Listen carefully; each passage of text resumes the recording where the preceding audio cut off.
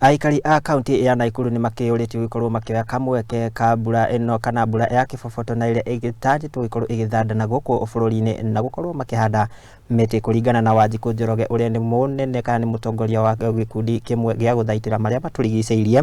Augĩte atĩ kana nĩ atarĩirie uhandi wa mĩtĩ nĩ uguteithiriria harĩ kũhũrana na ucenjia wa riera na ũrĩa ũgĩkoretwo ũkĩrehe maumĩrĩra moru gũkũ bũrũri-inĩ. Wanjiku ũrĩa nĩ MCA wa kaunti ya Nakuru nĩ atarĩte aikari a Nakuru gũkorwo kana makorwo na njĩra ya kũgetha maĩ hamwe na gũtheria mĩtaro ya maĩ ma gĩko itemi-inĩ rĩa gwĩthemana na mũiyũro wa maĩ na ũrĩa ũngĩcũngĩrĩria hathara nene.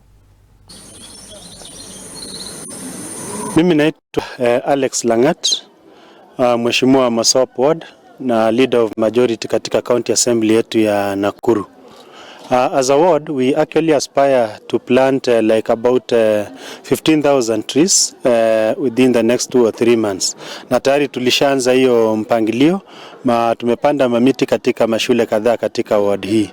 Na upandaji wa miti nafikiria ni vyema, maana itatusaidia pia kuhifadhi mazingira yetu.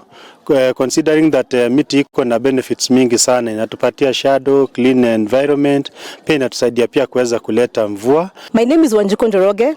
I am the founder of Planet Patrons. As Planet Patrons, we are in different areas. We are in Kiambu County, we are in Nairobi County. We are also now in Nakuru County.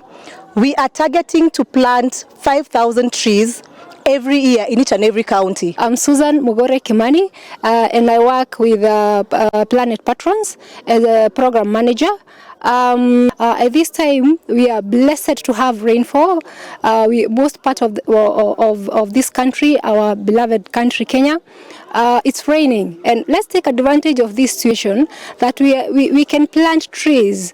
As you all know, when you plant a tree, you are going to get so many benefits. One of them being getting firewood. We can also get fresh air, able to make sure that that there is nothing like soil erosion like we have witnessed in some of the years back. As we approach the period of El Nino, as we have been told that we are having El Nino coming very soon, I would like to talk to people who live in places where it's usually affected by El Nino, and ask them to prepare themselves so that this time round it doesn't get us unawares.